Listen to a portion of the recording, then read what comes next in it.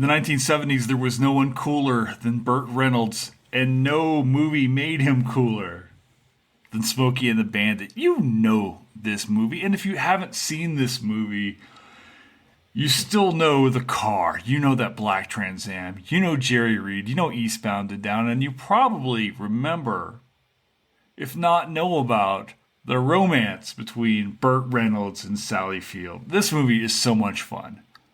And it's maybe an unlikely choice for Historians of the Movies podcast. Hi, everybody. This is Jason Herbert, your host and creator here at HATM, where we are talking about movies and the history behind them every single week. And this week, we're talking to my friend Karen Cox. She's professor emeritus at UNC Charlotte. She specializes in the history of the South and the memory, but more than that, she's just cool as shit. And you need somebody who is cool as shit to talk about Burt Reynolds and Smokey and the Bandit. We have so much fun talking about this movie, talk about its space in the 1970s, what it means, all of the things that you can take from watching this movie to tell us about the United States in the 1970s. And of course, we talk about the great song Eastbound and Down. We have so much fun on this pod. I hope you have a good time with this. This is a blast. So we're going to keep this intro short because Smokey and the Bandit is next on Historians of the Movies podcast.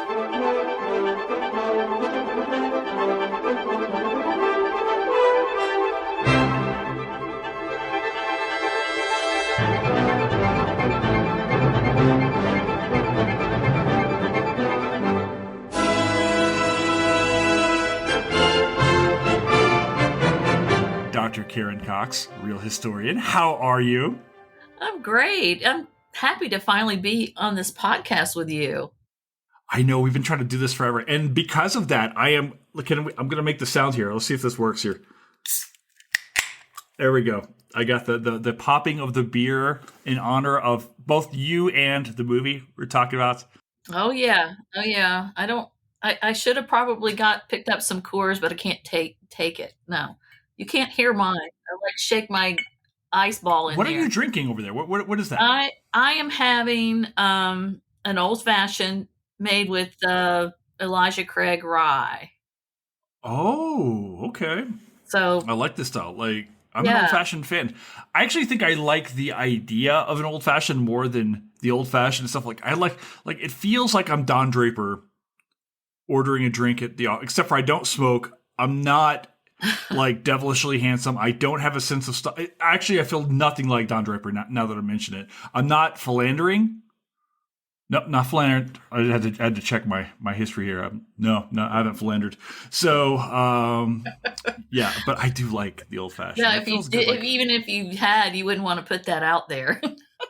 I don't know. I feel like in the current geopolitical debate, right? It's like, yeah, people love me. That's fine, Besides, my heart belongs only to Robin Mitchell, of course. Paris Noir, if people are following on Twitter. That's actually the great love of my life. So if Robin's out there not listening, she's out there in Buffalo being cold. Yes, absolutely. I see her pictures from her, social media, and I'm like, thank God she's on the inside. When she's I got to see her in San Francisco last week. Oh, great. So it was, yeah. Do you ever go to the American Historical Association conference? I haven't been in a number of years. I think the last one I went to was in Chicago. And the reason that I didn't go, I was like, if you're not presenting, you don't get reimbursed. Didn't I see you at that one? Didn't we bump into each other there in Chicago? Maybe. I know we saw each other at an SHA in, I think it was Louisville. Mm-hmm.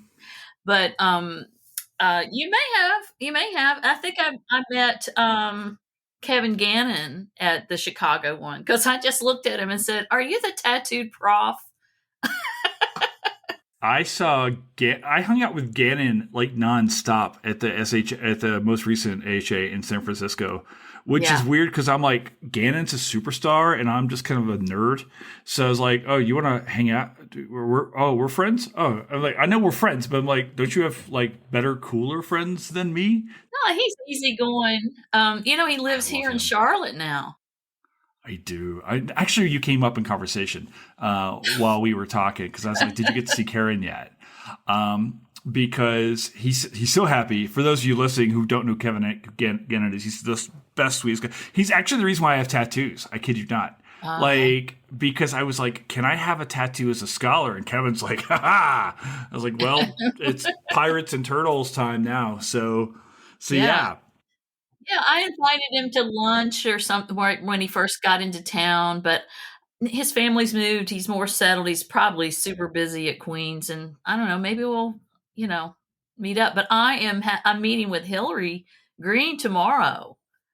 Hillary's Um, my person. yeah, Hillary, just teaches up the road for me, and there's Hmm. this a wine bar we go to called Bar Van, and Right. we're going tomorrow. We're going to have wine. We're going to catch up on our lives and have a little charcuterie and some good bread. Can I tell you? So Hillary was just on the pod recently. She was on the Glory podcast that we did. We were recording Yeah. that, and the only way I could explain that, and I've explained it to a few people since then, because Hillary's on there, and Adam Dombey, our mutual friend, was on there. Chris Barr, who I know you know, Holly Pinheiro was on there. It felt like I was playing catch with the 27 Yankees, is what it felt like. It was just like, here's everyone who's amazing in this field, and Adam.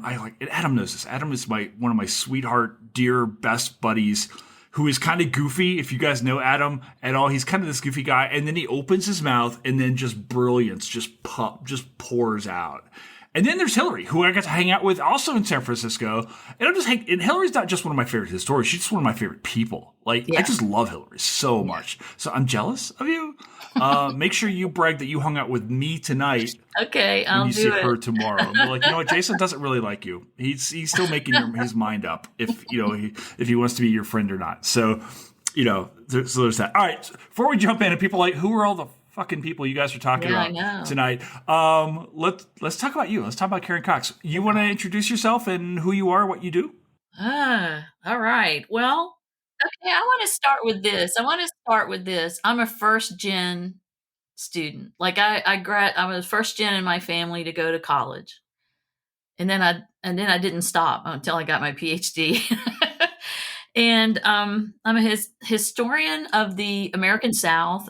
This is what I would say about myself. I think I started as really more interested in local history because that's where I was. I couldn't afford to go anywhere. So as an undergrad, I was like, I'm going to go nearby. And thankfully, I lived in Greensboro, North Carolina, very close to the great archives of the South at UNC Chapel Hill and Duke University. So that's where I got started. And then I worked in the museum field for a while and was a historian for a museum that's no longer a museum. It's something else now. It's a different kind of museum called the Museum of the Cape Fear, which was on the Cape Fear River, close to. Well, I was living in Fayetteville, which was no picnic. Let me just say, but I learned a lot, and then I went back to grad school, and I thought I'll go down to Mississippi. And not to Ole Miss, but I went to Southern Miss. And the reason I did was because my thesis advisor at UNC Greensboro, I went to public schools the whole way through. So was Bill Link, who's only recently retired. And and he said, he had a friend, a historian down at Southern Miss that maybe I'd like to work with. And that was Marjorie Sproul, who's a historian of suffrage, but she also understands the South and women's history of the South. And I went into that knowing that I wanted to, write about the United Daughters of the Confederacy. So most people will know me because of the Confederate memory stuff, that I wrote a book about the United Daughters of the Confederacy. And I also more recently wrote this book on Confederate monuments. But my favorite book I ever wrote, though, was Goat Castle, It's which the is best named book. I remember when that came out. I remember telling you, it's like, gosh, what a great name. Go on. I'm sorry. I mean, it's great. Well, I kind of was moving in that direction. I did do a pop culture book, which I really enjoyed, and I kept a blog for 5 years called Pop South, which was about popular culture and the way in which it showcased the South. And then Goat Castle, which was the subtitle was a true story of murder, race, and the Gothic South. And so that's what took me to Natchez. And I'm currently still at it on a new book that's set in Natchez. So really, once I went to Mississippi, I kept dipping back into that state's history for the books I've written. And so, but yeah, I mean, for the last several years, I have had a steady diet of the Lost Cause and Confederate monuments. So I'm really thrilled to be talking about something else this evening. Well, I'm sorry, but we're going to have to talk about the Lost Cause and Confederate monuments too. No! Mostly, well, and I'll tell you this, and you and I have had this conversation. This is particularly important to me for people who are just listening in. There is still a statue of Robert E. Lee on my courthouse square, erected by the Daughters of the Confederacy in Murray, Kentucky. I want to say in 1922, sounds about right off the top of my head. Not only is it there on the courthouse square, really kind of pointing at the traditional black part of town. This is like a very real, message that was being sent in 1922. And frankly, 102 years later, continues to send a message because it's still fucking there. And Karen, your work has been so important to me. We don't have to talk about this all night because we have other mustachioed things to talk about, which, by the way, this is for tonight. Okay. People are not listening are like, Karen is having to look in horror at my entire face right now since I shaved off my beard. But it's better that you have it than I do. I don't know. That might be fun. We could be mustachioed pop culture history. I don't know what we're doing here. Anyway, but no, your work has been so important for helping people understand that and arguing. And and I see you out there fighting the fight, and I was like, I just love Karen. So, and then I was like, hey, let's do it.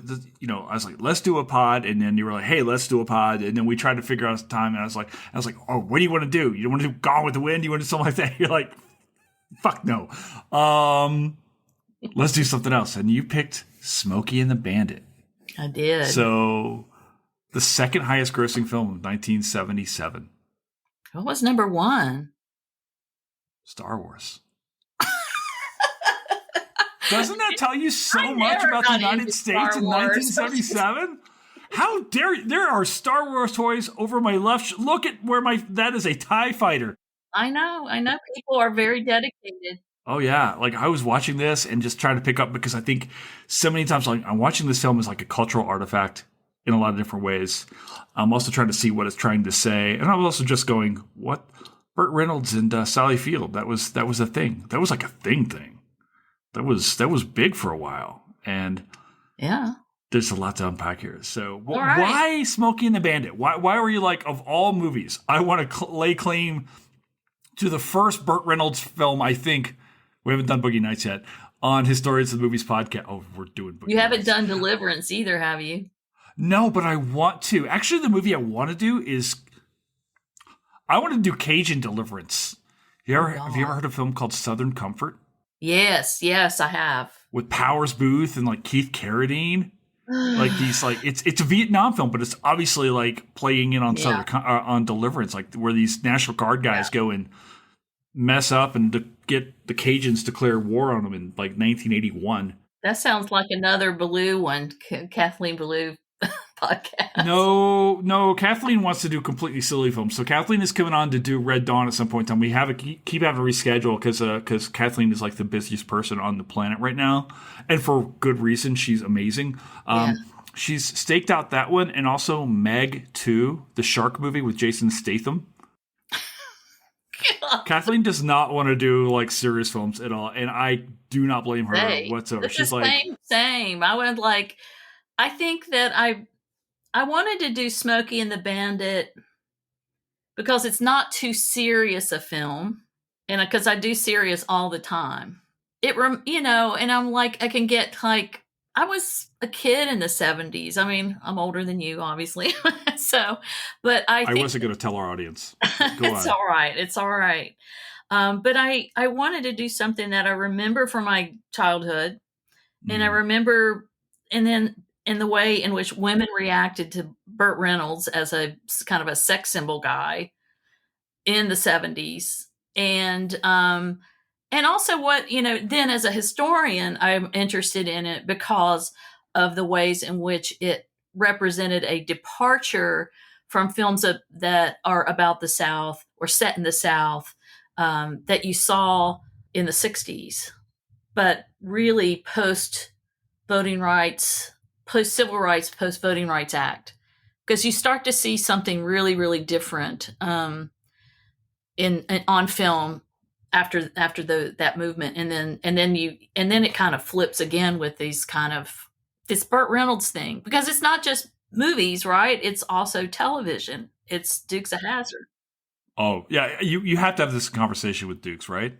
right? And then also, just not forget, Jimmy Carter was elected president in '76. So I think there's an interest, among, maybe in film, to like look at the South. And in some ways, it's kind of, and the Smokey movie sort of, in some ways, pokes fun at itself a little bit. And, but we can talk more about that. I mean, as we go through it, because I was just looking at it, it's like, okay, there are some things I really enjoyed, and there's a few things that are like, yee.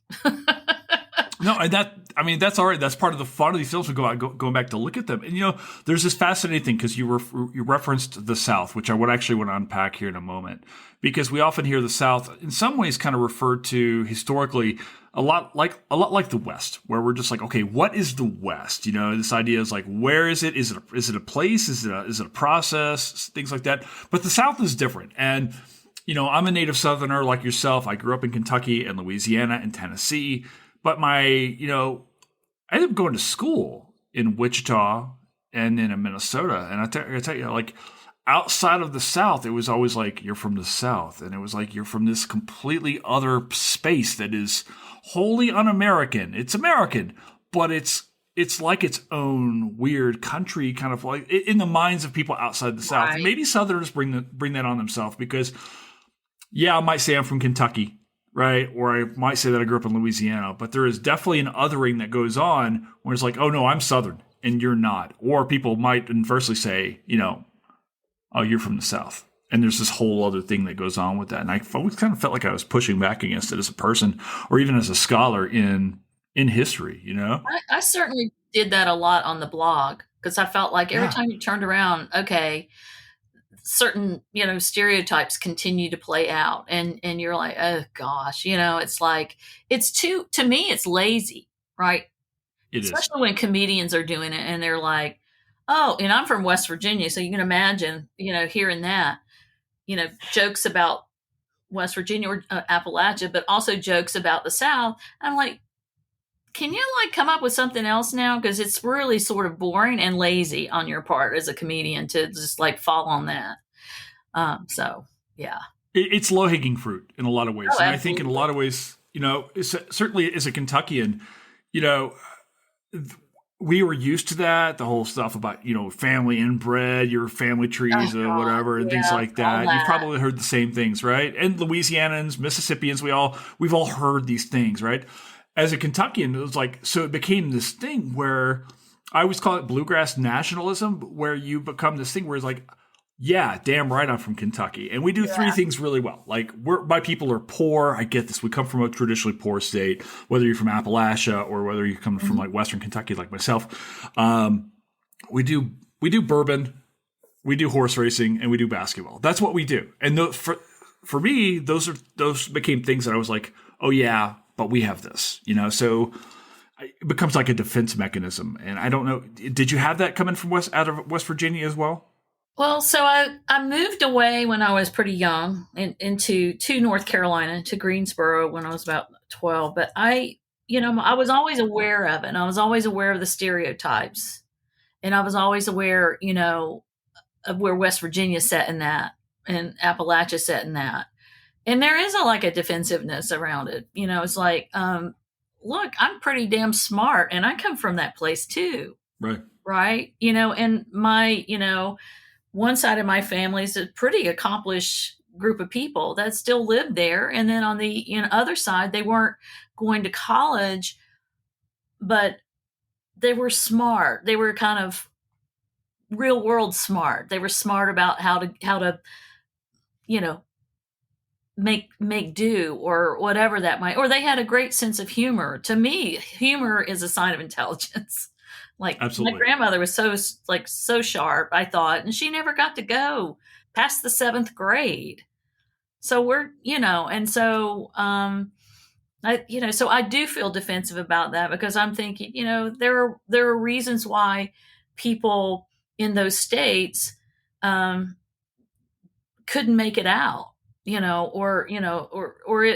then if they, especially of my grandmother's generation, but and then my mother did a little bit better, and then I did better, right? And so and I'm lucky in that way because I did get out, but I still love those people very much. I love that state, and I don't like I'm not here to tolerate stereotypes. I will call that stuff out in a second.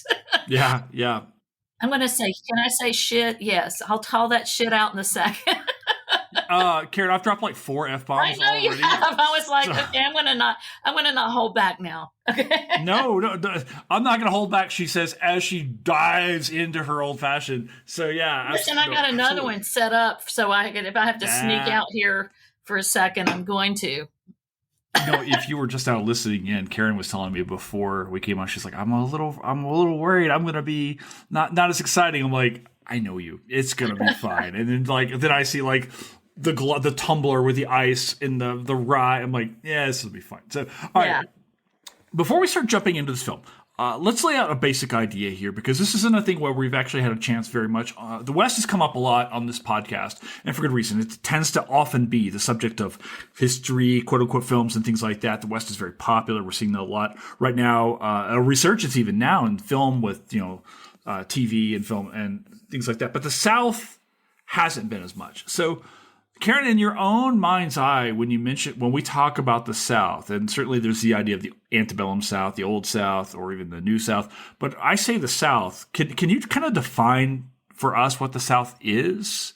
And that'll take us about all night. So have Yeah, fun. that could take us all night. Well, when I teach courses on the South, that's one of the questions I start out with my students, and I'll say, okay, we ask, where is the South?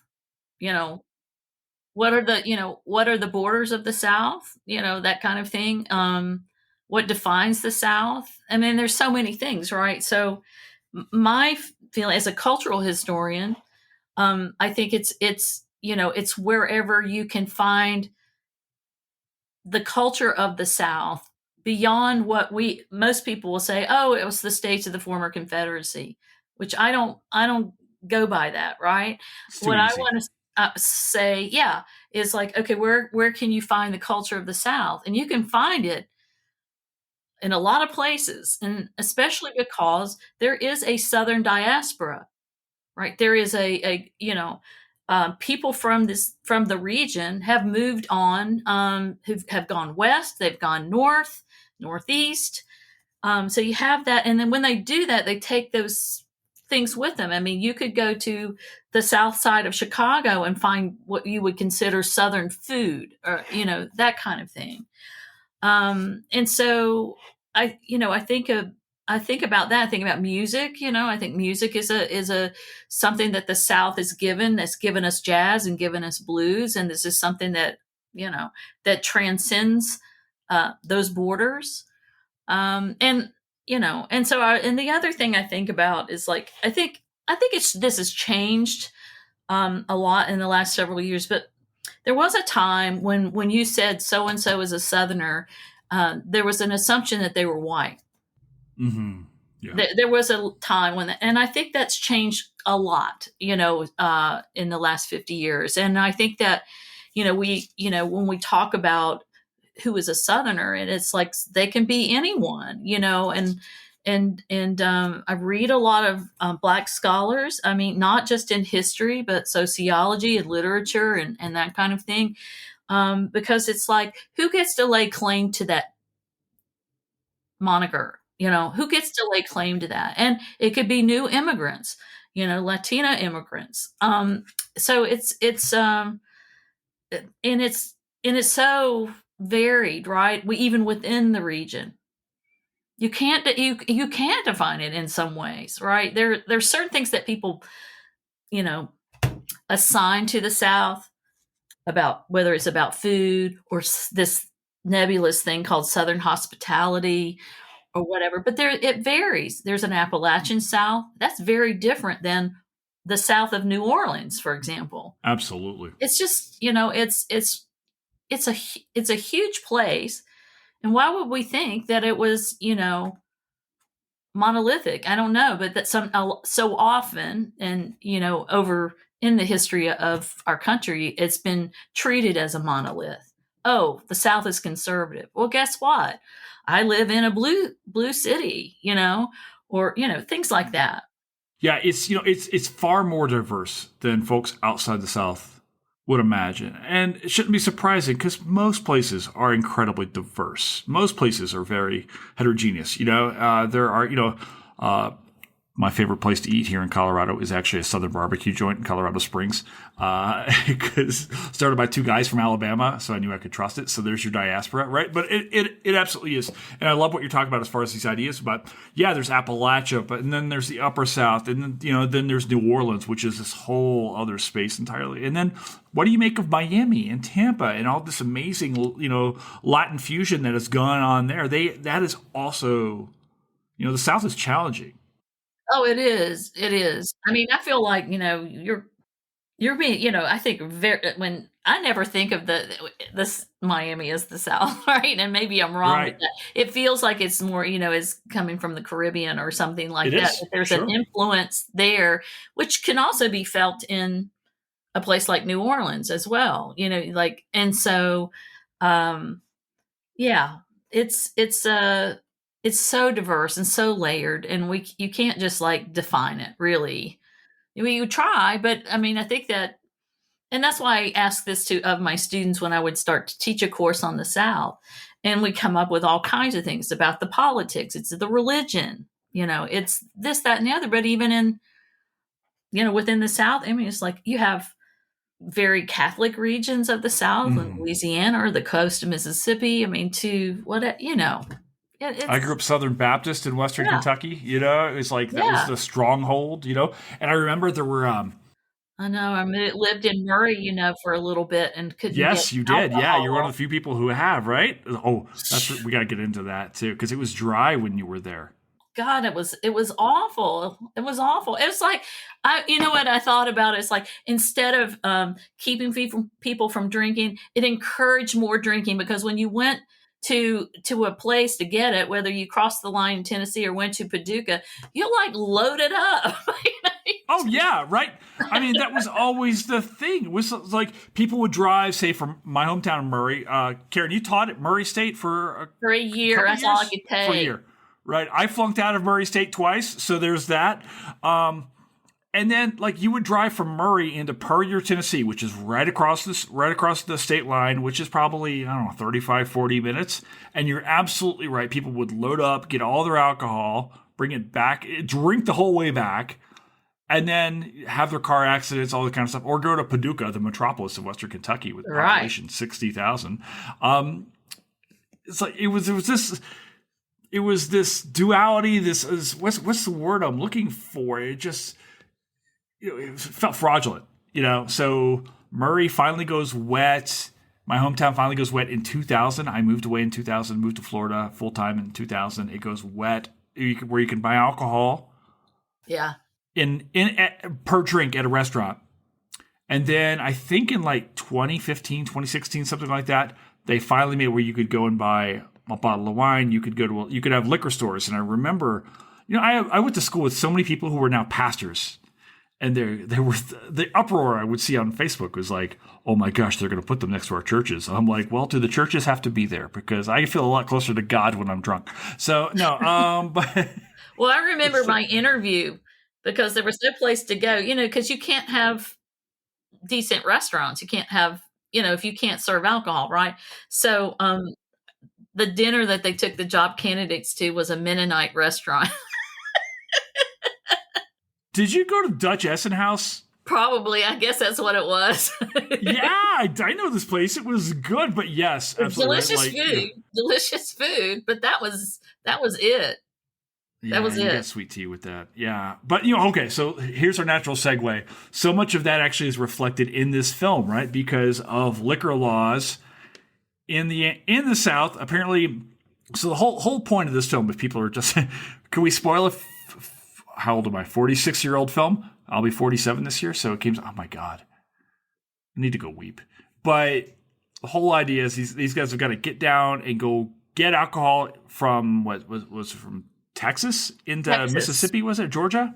Texas into Georgia. They're going from Texas to Georgia, right? And they've got to do that because you can't bring Coors beer across the line. You couldn't. Coors beer was not sold east of the Mississippi River. So weird. Yeah, I know.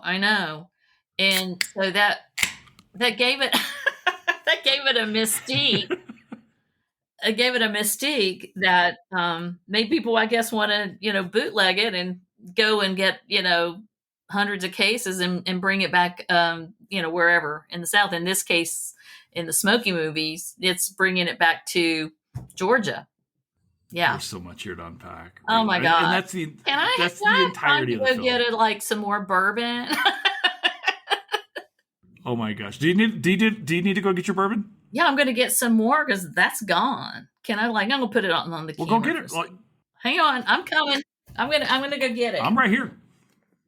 So for those of you listening, I am now checking the Kentucky basketball score. While Karen is away, I foolishly scheduled a podcast during a Kentucky game.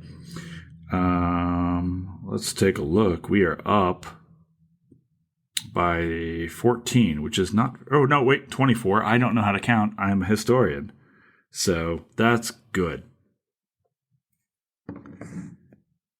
For some reason, while we're doing this, Karen decided to black out her camera so we couldn't see her chair. But that's okay. She can hear me laugh. She can hear me. I hear her laughing in the background. This is a great time to practice for Jason Herbert's velvety tones for my late night DJ audience.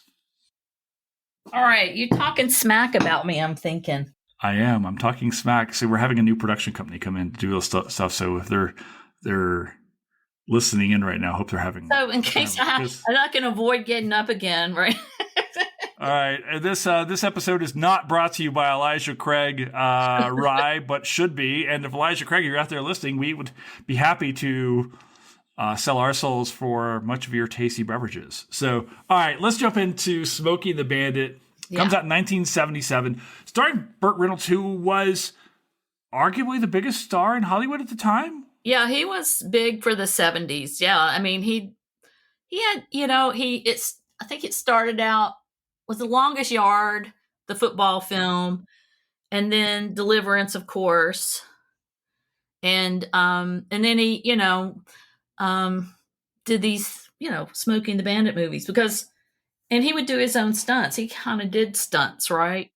He was a naturally athletic man. I mean, kind of famously played football at Florida State University, ended up hurting himself really badly where he had to kind of go into acting because the football thing. Burt was really kind of a man's man in the 70s in a lot of ways. Was he not? I mean, he seemed to be the avatar for what men wanted to be. Yeah, I think so, because even though women absolutely loved him, he was still a guy's guy or man's man because, it's both he could appeal to both of those audiences with his films, and especially something like Smokey and the Bandit.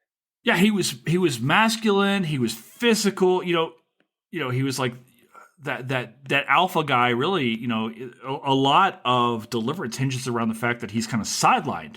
His physicality is kind of sidelined early on because he gets hurt in the film. But then he's fun. You watch this movie, he's the fun guy that everybody wants to very cheeky. Hang around with. He's very cheeky, right? And and he. You could see he kind of enjoys playing that kind of guy, right? Well, fits him well. Yeah. I mean, I was thinking he looked like, when I watched Gator, the film that came out before, Gator, when he played Gator McCluskey, he's a similar kind of guy, and he's got that laugh that he does, I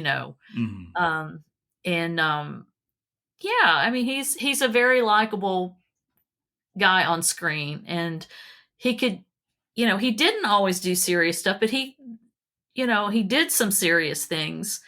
But these movies were all about the fun and the cars and the speed and getting the girl, and Yeah, it just always kind of doing this with the wink, and kind of winking at the audience the whole time. I kind of felt like watching this film, going back to rewatch this. I watched this a couple days ago. It was like he was really felt like he was always winking at us.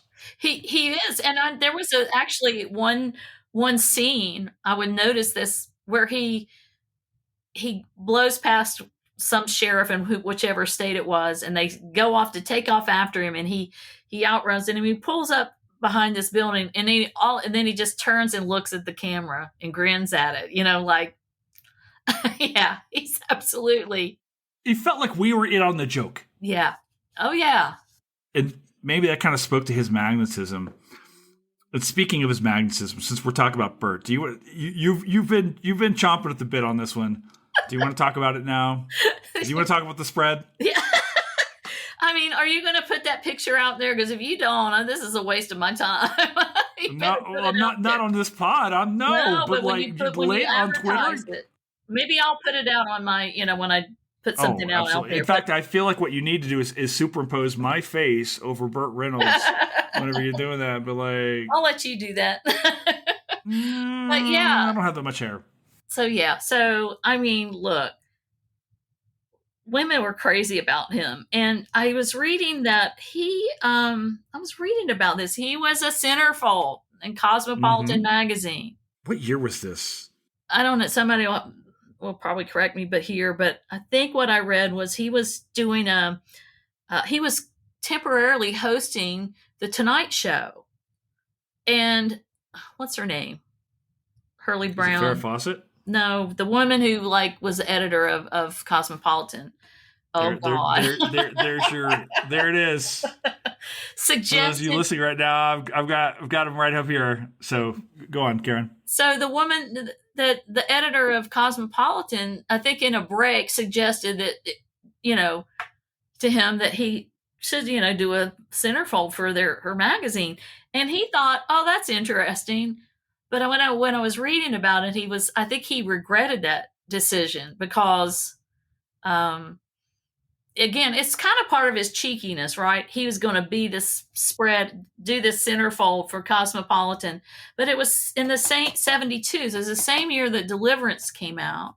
And so he feels like people saw this, centerfold of him and then didn't take what he did seriously in Deliverance. He felt like he might have made a mistake there.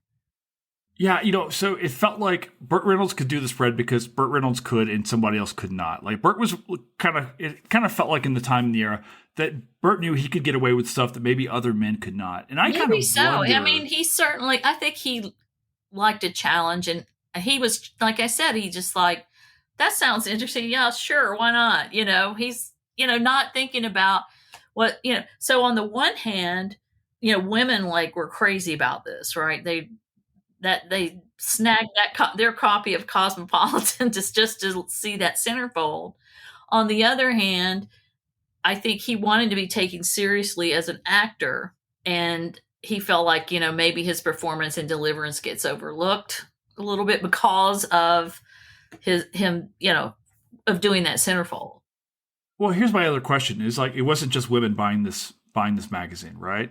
I mean, I kind of wonder what was the effect? Was this centerfold spread big in the gay male community as well? And I kind of wonder if that was part of the concern, was like, because men at that point in time weren't really known for doing that. Like, I kind of wonder if there was an effect on that. That would be a question for Jim Downs, but I think that in the set, because he writes a book about the 70s called Stand By Me, but I don't think that it's not nationwide. Let's just say that. Okay.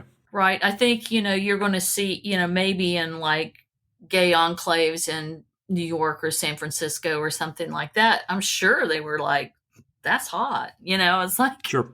And he sort of looks like, the 70s leather guys that people drew with the mustache, but, much more muscular guys with the leather hat and everything. I do believe that this was more of for women, and Cosmo was for women, and, sure. and I think that I can think about my neighbor, this woman, when I was a kid. She was like, just to hear her talk about him, I was like, God, what is this? Because they were just, he was like unattainable, Mm-hmm. but except for, and people. Unless your name was Sally Field, who obtained a lot of time with Burt Reynolds for many years. Okay, so I want to talk about Sally Field coming into this film because this is another person who kind of feels like, in some ways, she was worried that this film was sidelining her career as a very serious actress. And I read that later on, she was like kind of regretting. She, of course, Sally ends up winning a lot of awards, right?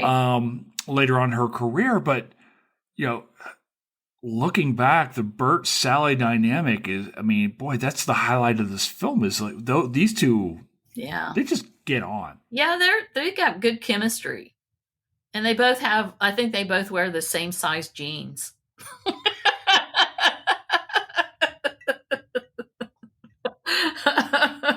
I was watching this and thinking, Jackie Gleason. Oh, God. How does Jackie Gleason end up in this film? He's in, oh, God. That's interesting. He does a lot of bit parts, or these parts in films of the 70s. He plays a Southern sheriff really pretty well. I think that he's having more fun than Burt Reynolds in this movie. Yeah, he's having a good time. He's having a good time.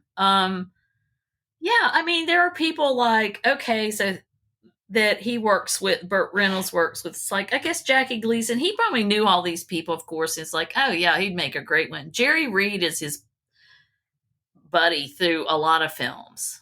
God, I love Jerry Reed. I love him, and he's a lot of fun, and the song is really good. The song. Do you know the history of the song? Oh, you want to tell me something I don't know?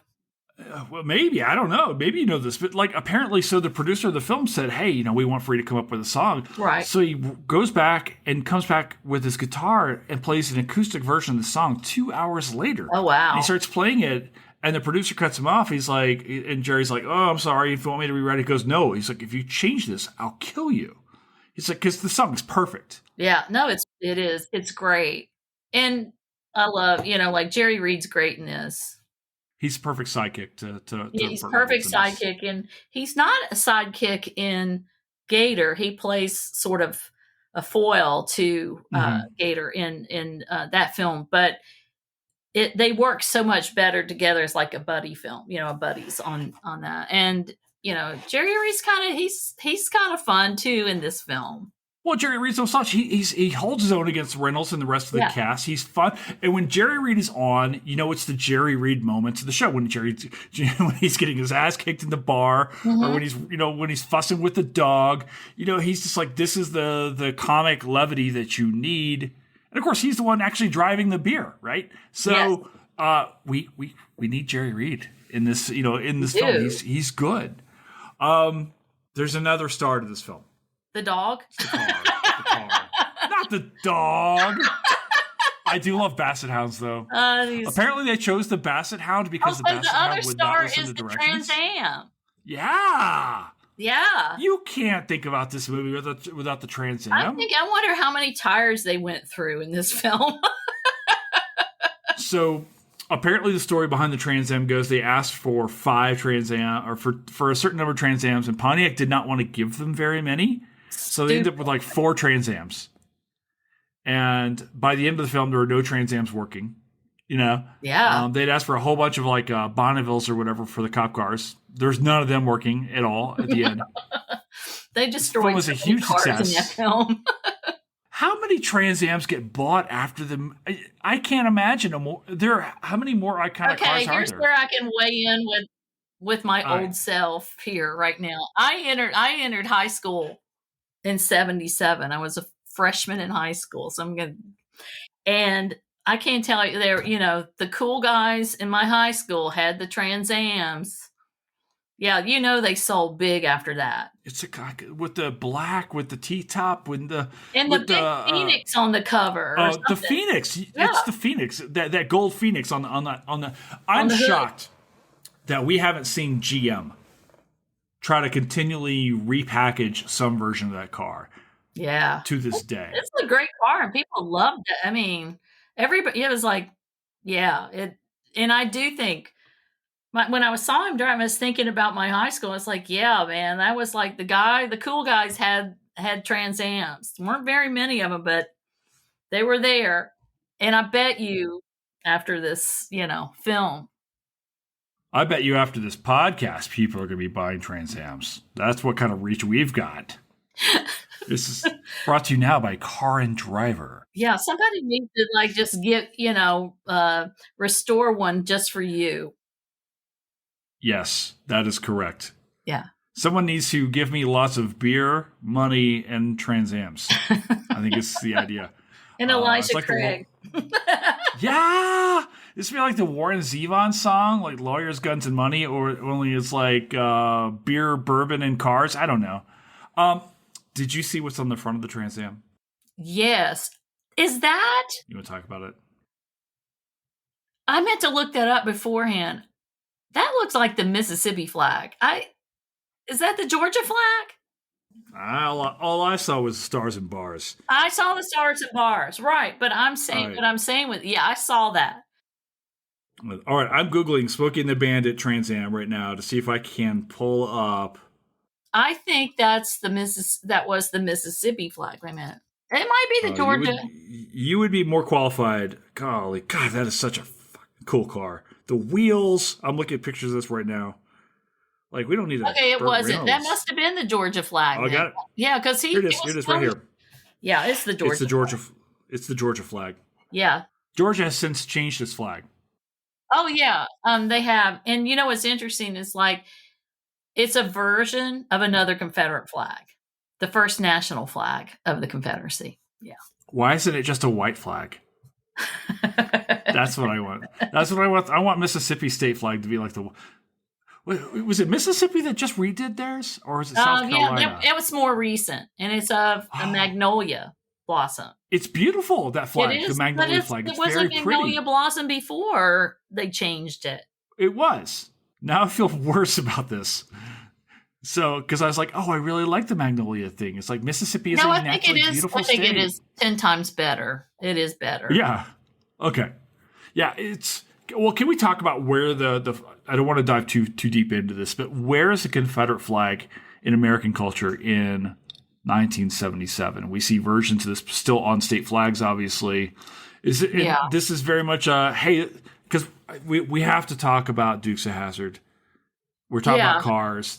The General Lee. I grew up with it.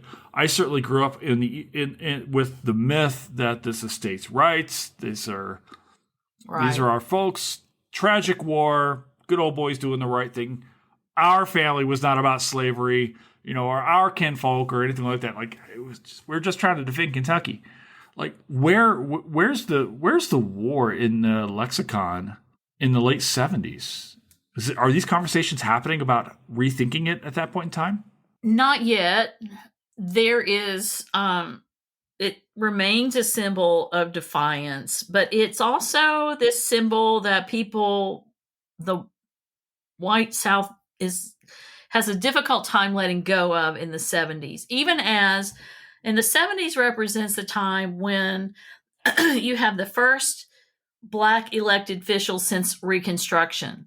At the local level, let's say at the city council, county commissioners, whatever, and you might maybe a state representative here and there.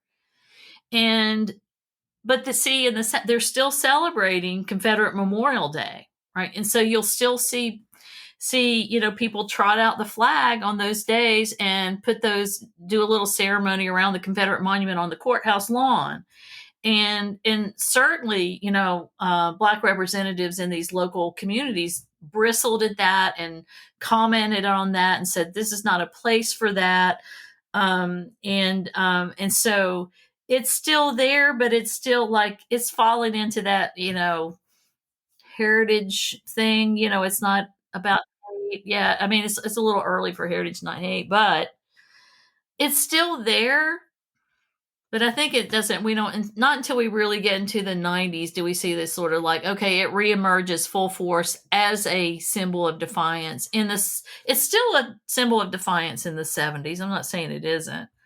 But you have people in place who will question it. and challenge it, and and challenge Confederate symbols generally, because you finally have Black representatives speaking for that, the members of their community for which these symbols are an insult.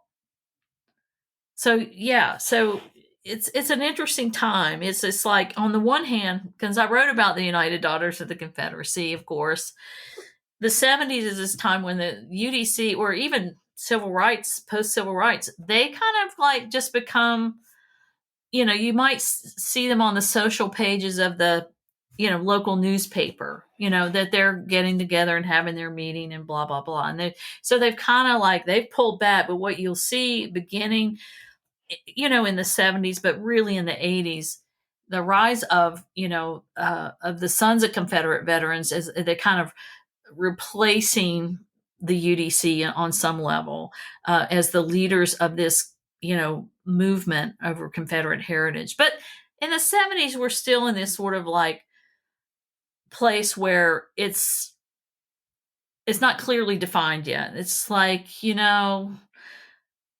we've got, again, it's like the early post voting rights, civil rights, and things are sort of in flux. And it really is when there's enough progress following the Voting Rights Act that you start to see these symbols reemerge and become part of the backlash. So you get, essentially, African Americans in the South get, or we could say nationally, but let's just focus on the South, get 25 years of progress before the shit hits the fan and they start like pushing back on it, right? They start pushing back on it. 1994, when you have the rise of the Republican Party takes over the House with their contract with America, or contract for America, that's 1994. 1994 is also the year that the League of the South is formed. And the League of the South is a really hard right Confederate sort of organization that still believes in secession and believes in the whole. Yeah, I mean, it's a total pushback against the progress of civil rights after these acts are passed in the mid 60s. So are you saying that Newt Gingrich is a fan of Smokey and the Bandit? He probably is. He probably is. But like he likes, but the thing is, it's like it's I'm curious how old he was when that hat came out. He might be. I don't know. But see, here's the thing where you can see things happen, and you can see like people who are like sort of neo-Confederates probably love Smokey and the Bandit, don't you think? And then, absolutely. Listen, any film where the South is prominently featured, and this is an interesting thing because we see this film, then of course Dukes becomes one of the biggest shows on television. Right. You see a rise of the South in pop culture that we hadn't seen in a long time, right? I mean, it's like the South is not a space that had been. Yeah. Well, it's also very, aside from the battle flag on top of the General Lee, I mean, that it makes it seem benign.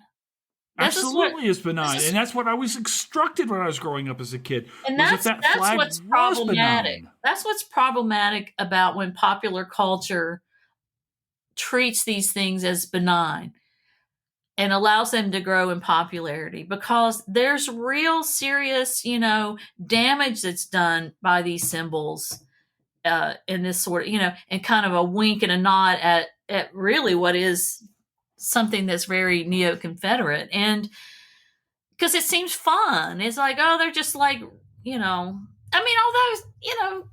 mean, I did this Teaching Hard History podcast, and I'm going to get these confused. Is it Hakeem Jeffries is the historian? Right. Okay. Yes. It'll mix them up. And Hakeem Jeffries, and he talks about how he, as a young kid, would like run and jump and slide over the hood of the car like he saw in the Dukes of Hazzard. Absolutely. Right. And he's a young black child, right, doing this kind of thing. But I guess you don't like.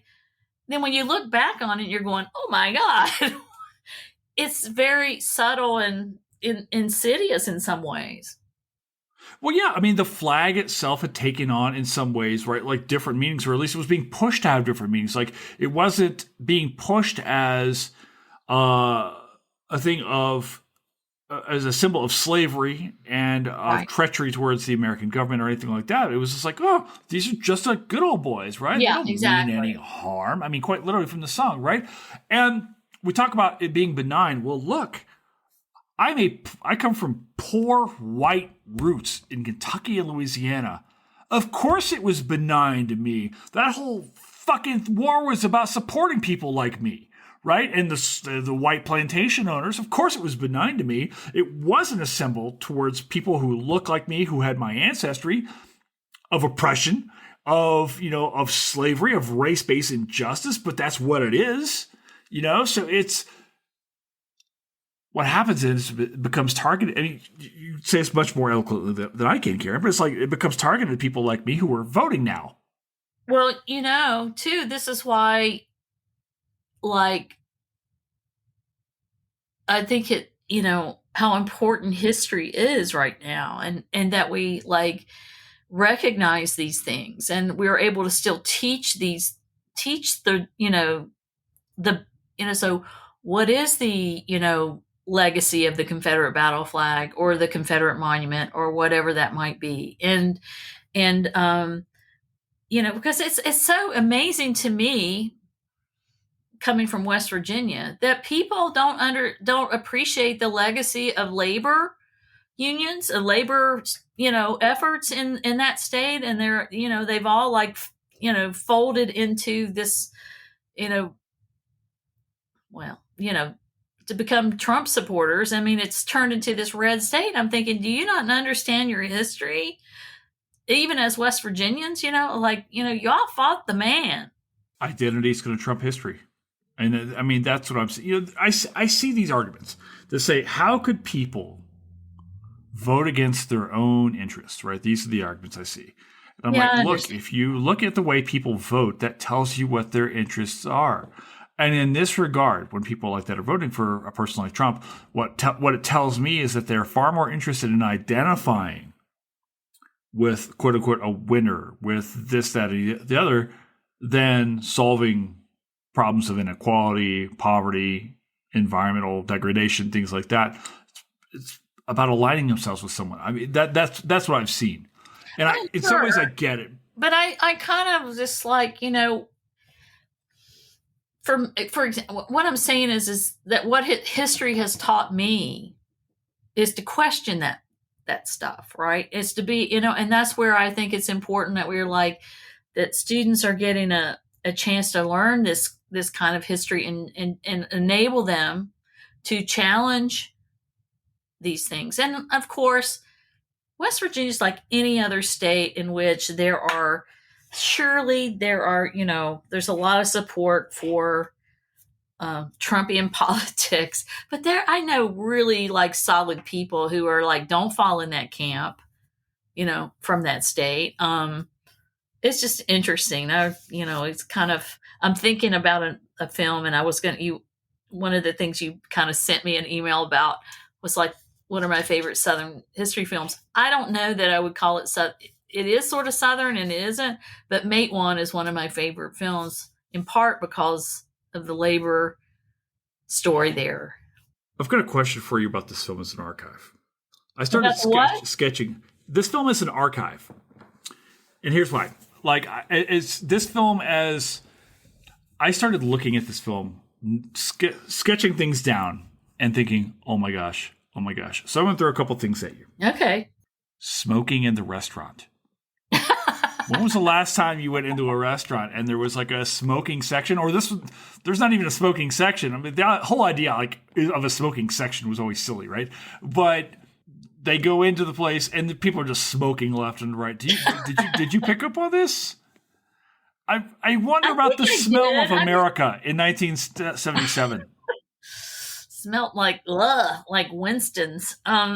Yes. When's the last time you know what? When I came to Charlotte, there was they took people to this little breakfast joint, and they were still smoking there. And you can still go in Kentucky places. They're like little diners where there's still a big giant smoking section. And it's like, and there will be like barely a wall between the two of them. And you're like, it's all a smoking section. It's your plausible deniability wall. It's just nonsense. So the things I saw is like, oh yeah, the smoking. You always say, of course, the fashion of the period. But one of the things. Now I'm getting a hat tomorrow. Get a hat and get some tight jeans. Okay. That's not gonna. That's not gonna fly. I post way too many gym pictures on social media anyway. Everyone knows I have no ass at all. It's just. Well, Burt was showing off his package. He didn't mind. Burt Reynolds could do things that Jason Herbert simply cannot. Here's what I want to talk about in that film was CB radios. Oh, I've got that right here. So go for it. CB radio. Right. CB radios were the shit in the 70s. I mean, I remember going to my cousin's house in West Virginia, and they had the CB radio, and then you hear all, and then there's the whole lingo with the CB radios. And, my uncle was a long haul truck driver. He drove those big rigs, and, RIP to my Uncle Donald. And, he died this past year. And, he, the CB radio craze. I mean, people were all I don't know where they were into it in my family, like everybody had a CB. And then they have, and then their handle. So you got Bandit, and then he gave Sally Fields the name Frog. That was her name. That was her handle. Right. What was I forget what Jerry Reed's handle was. He was Bandit 2, wasn't he? Bandit 1, Bandit 2? Okay. I don't know. Okay. I mean, nothing were as cool as Real Historian for Bandits, for handles. But, that's what we have on Twitter. Is, we've got our CB handles, right? Well, we're just going back to the CB days. I read that long haul truckers hated this film for what it did to CB radio. Because everybody got on the CB and wanted to have their own handle, and these guys are trying to communicate and do their job. And then you've got somebody out in their Astro van, or someone's kids online or on the airwaves. So yeah, it's bad. Yeah, they got CB. Oh, and one other thing that I noticed. What's that?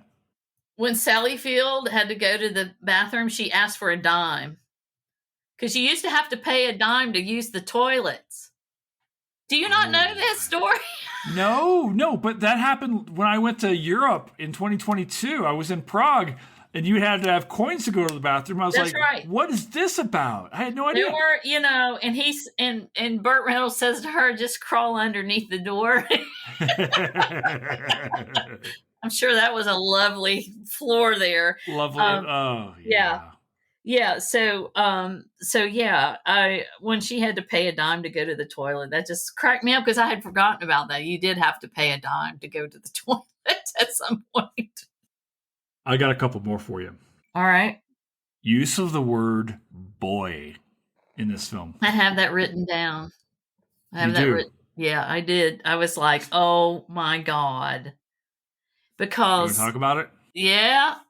They don't just use it to apply to Africa, because traditionally you would see this as go ahead.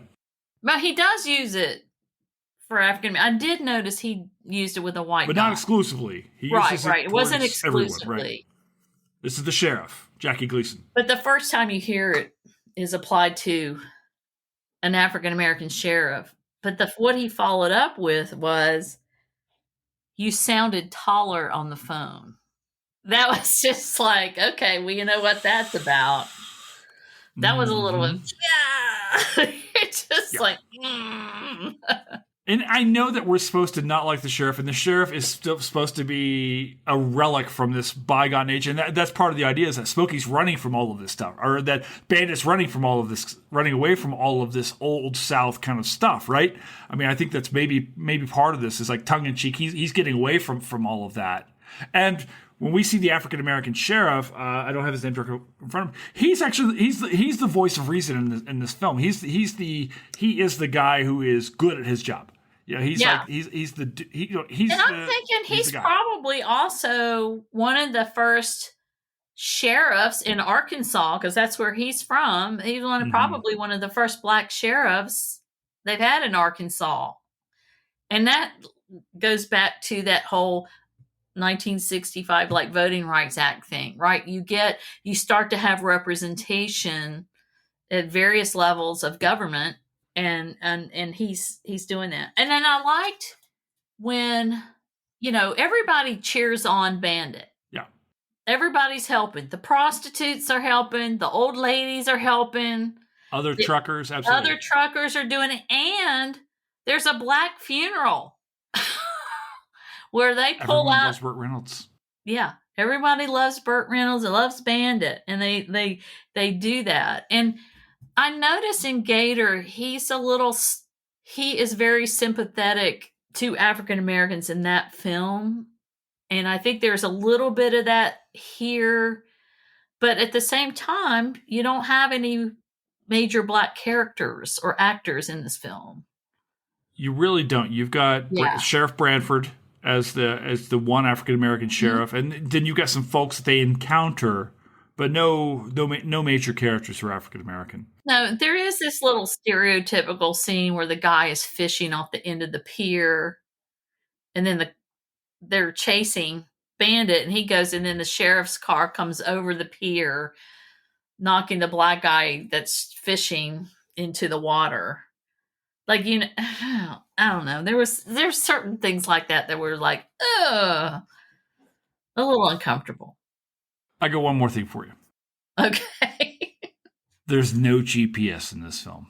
No. How do you get from Texas to Georgia with no GPS? I mean, the whole idea is that you've got the blocker, and I assume these guys know these routes. That's right. It's the CB. It's the CB. Right, it's the CB.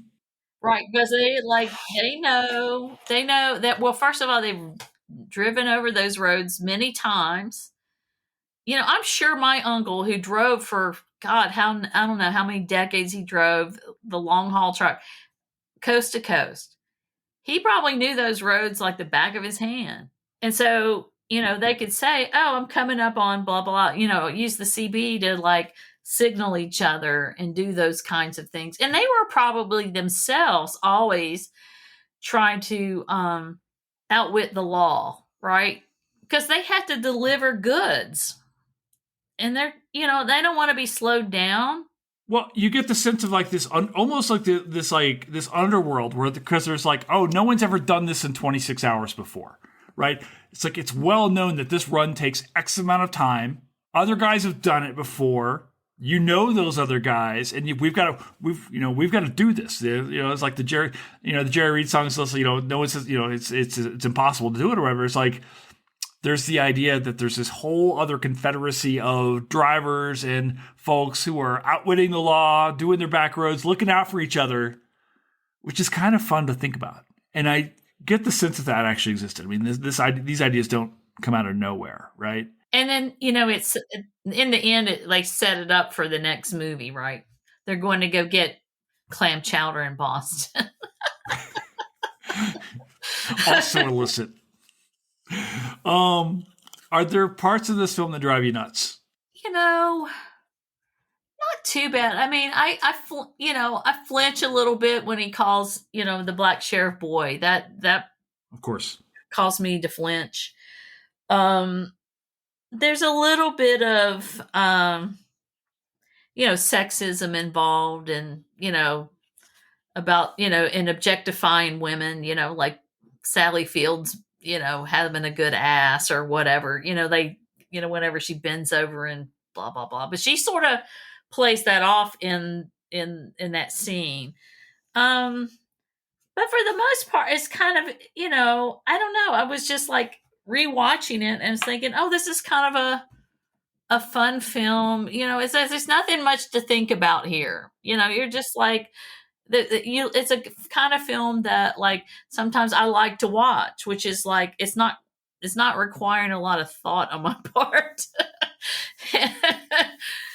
So I don't know, what did anything make you crazy? No, but I actually think that there's something to it about the idea about the appeal of the film. We were talking earlier about this being the second biggest film of '77 behind Star Wars, and I'm kind of wondering if maybe the reason why it's so successful is you're coming out you're coming out of the malaise of the '70s. You're coming out of Nixon. You're coming out of Ford. In the Vietnam War. Yeah, in Vietnam. Maybe Americans just felt like they needed something to relax to. Exactly. I did think about that. That is just like, let's like, we don't want to talk about hard stuff. Let's just have fun with this. Can we just laugh with this? Yeah, because the jokes, even as uncomfortable as like the sheriff's treatment of Sheriff Bradford and things like that make us feel, that helps us to not like Jackie Gleason's character, to understand that is rooted in an old South, and right, because it's only he's the only one doing that. Right. These are signs of his moral shortcomings, I guess. Yeah. I want to talk about other films in the South because you do so much pop culture stuff. Yeah, I'm watching you on TikTok lately. I'm trying to still understand like what TikTok is and things like that. Like I'm trying to get it. My friend Rachel Gunter was like, "You have to get on TikTok." I'm like, but I have the brain the size of a pea. I can't do all of the social media. Yeah, and this is the thing. This is what I'm having a hard time with, is that we're having to do 4 or 5, maybe an exaggeration, 3 or 4 apps to accomplish what one app was doing until it imploded. And so it's like, just want Twitter back. Yeah, I don't want to have to go to Blue Sky, Instagram, TikTok, Threads. I mean, it's just too much. So I think what I've decided that I'm just going to like stick to one, which is Blue Sky. Okay. And I play around with TikTok, but I'm not like that good at it. And I'm like, she's really good at it, and she's figured out how to use it well. And but that's not me. It's like I'll get on there and mess around, but I don't think that's, who I am. I mean, like, that's not for me. I'm still like that Twitter person, but I'm doing it over on Blue Sky. I just want Twitter back. I want Twitter from 2018 back. I keep waiting for Blue Sky to develop that technology, and since it's all the same people, I thought they would have it by now. I don't know what's going on, why they're taking so long to get there. I'm not crazy about Threads. I don't know. I'm like, and Claire Potter she posted, I said something about that on Threads, and Claire Potter responded with something I thought was kind of interesting, which was that maybe this kind of social media, or this era of social media, is like no longer useful or not. I don't know. And I think about that. And then I was listening to an NPR story the other day in which someone was saying, given all the crazy, like the ways in which you can't even like figure it out sometimes, it's like how they got an email. They said email is like has made a comeback. Emails. I just essentially get ready for the chain emails to come back. Yeah. Oh God. Oh yeah. Remember those? Well, I remember mimeograph machines, so I'm kind of old. I was going to say, I remember dot matrix printers. All right, let me ask you this. This is a film rooted in the South, about the South in a lot of different ways. Right. What are other films about the South that you like? There's a whole bunch we don't like. What do you like? I really love Tennessee Williams. Really? I really love Tennessee Williams, and I love Cat on a Hot Tin Roof. Oh, it was Paul Newman, right? Yeah. He was like, and I like all Paul Newman stuff. He did Cool Hand Luke. That's another good Southern film. I mean, it helps when you're the handsomest man to ever walk the earth. It's true. But what's interesting about that, and this is the one that, oh God, I'll think about it in a minute. What was the one with Martin Lawrence that was like a prison film? Y'all did it, I think, on Life. Life. With Okay. him and Eddie Murphy. Life is like the funny version with black characters of Cool Hand Luke. It is. Right. It is. So I like, but I really, and then Streetcar Named Desire, other stuff, but Cat on a Hot Tin Roof, it's got it's got the plantation setting. It's got the best looking man, Paul Newman, the best looking woman at the time, Elizabeth Taylor, and then Burl They knew what they were Ives. doing. Burl Ives is Big Daddy.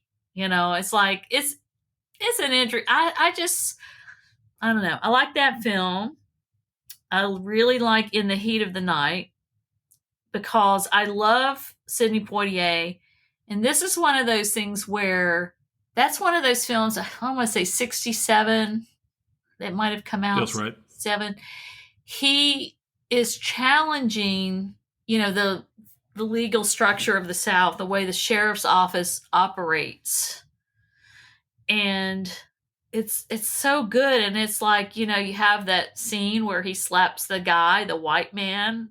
The white man slaps him and he slaps him back. We call that the slap heard round the world because he's just like, it's like, we're not taking that shit from you white people anymore. And stuff. Although he is a Philadelphia detective, I think he's in Mississippi, but it challenges the way the South was. And I think that's what I love about him. Plus I love Sidney Poitier and he's so good in that. Okay. So that's another one I don't think you've done, but you really want you to do it, is The Apostle with Robert Duvall. I don't even know this movie. Oh, I do know this movie. I've seen trailers. I have not seen it. You got to watch it. Why? It's my most southern why.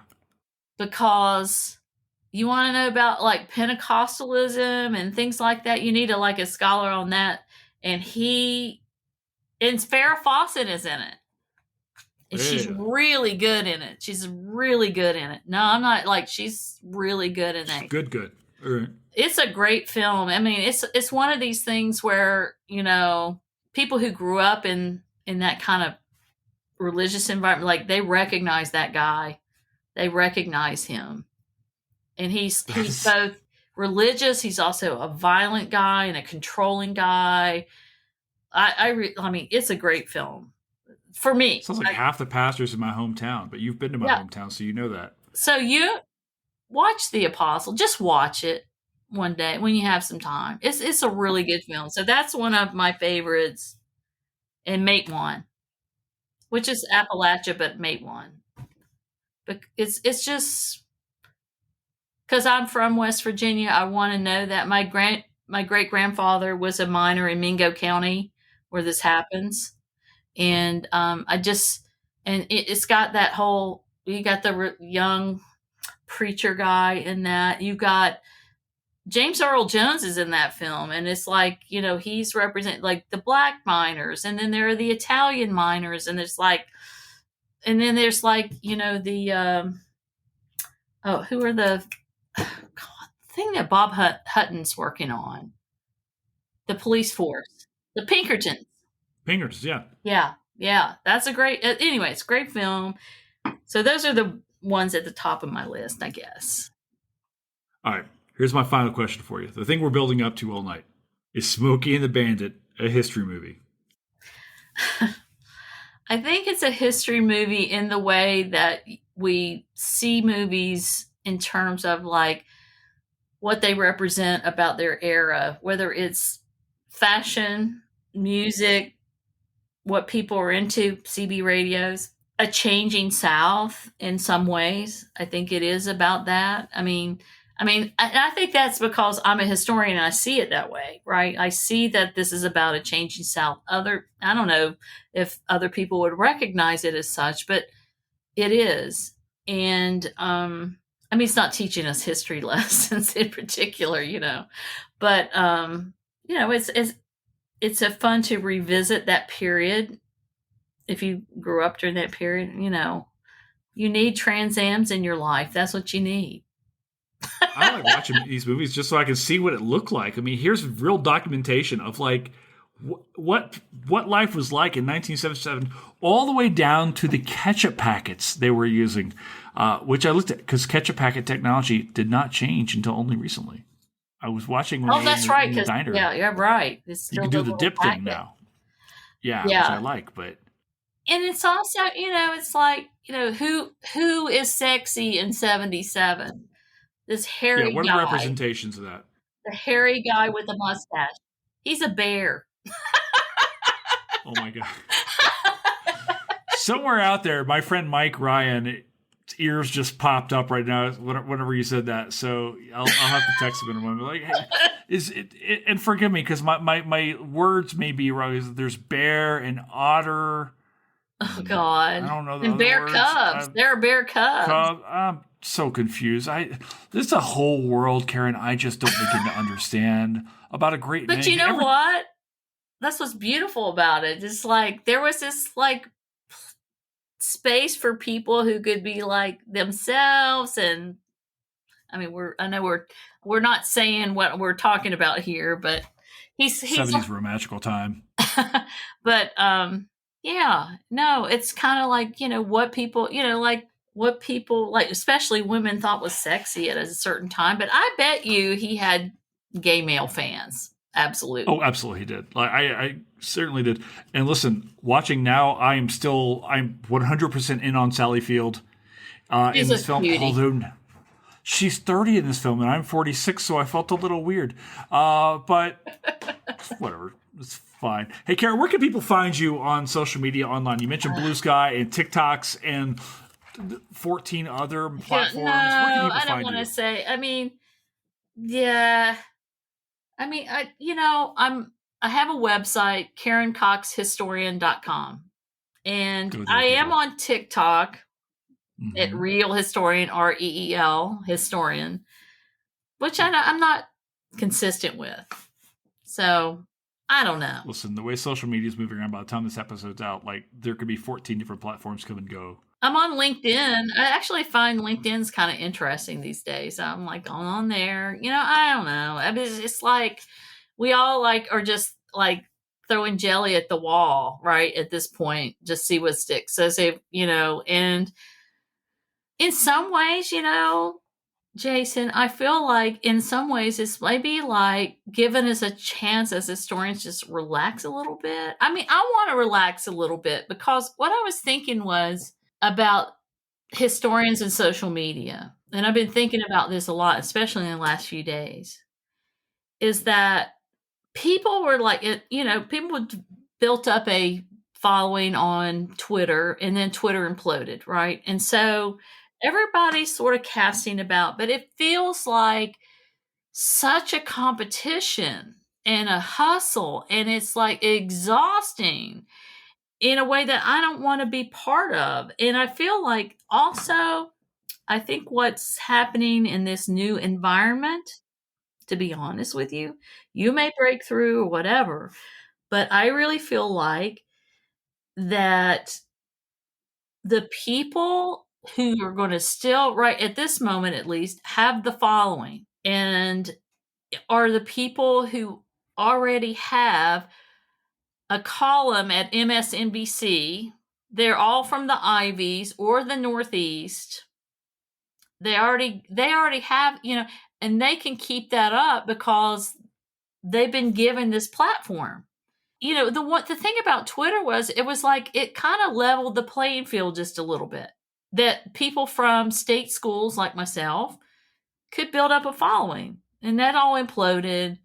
And now you see, like, and it feels like a horse race, to draw on Kentucky a little bit. It feels like a horse race all the time, and I don't know. I'm not so interested in that anymore. And I'm curious as to where everything falls out. I'm not sure. I don't want to start a Substack because that's not where I'm at in my career. I think I want to just focus on writing my book and doing what I can. I can tell you, Karen, like because HATM is so dependent upon social media and things I like get that, it. and an early career scholar, even though, I'm older than most early career scholars, right? But I'm exhausted because of the demands I feel I've got to do to tweet, Blue Sky, TikTok, Substack.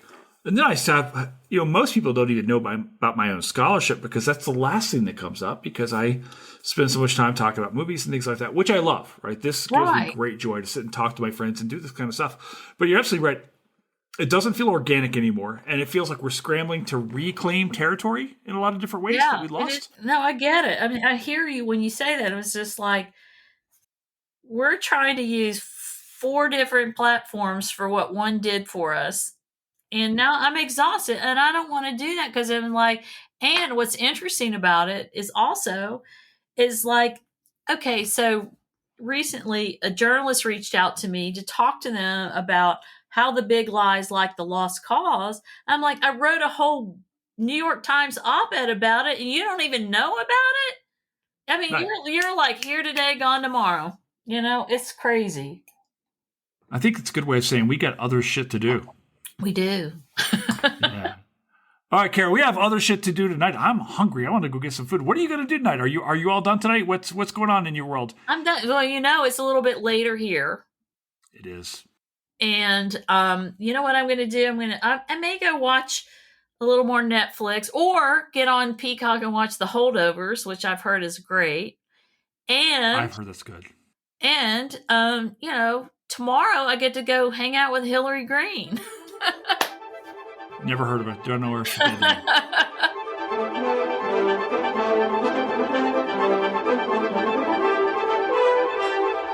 And that's a wrap here at the Historians of the Movies podcast. Thank you so much to my blocker, Karen Cox, for being here on the pod. Thank you so very much. That was such a fun talk. Thank you, of course, to my guy riding shotgun. Fletcher, would you be the Basset Hound? I don't know. Whatever. We're fine. You're definitely not Sallyfield. Thank you for being here, Fletch, for producing this pod. And thank you to everybody for riding along with us. God, I am just going crazy with the buns today here on HATM. I hope you enjoyed that conversation. That was a lot of fun. We got a lot more stuff coming up for you as we head into April 2024. Stuff I can't quite release to you yet, but it's coming. I'm teasing to you guys for a very good reason. You can find us, of course, on Apple, on Spotify. Please do leave reviews and share this with your friends and maybe even some of your enemies if you're trying to court them back onto your side. Guys, this was a blast. Thank you so much. Ciao for now. Bye.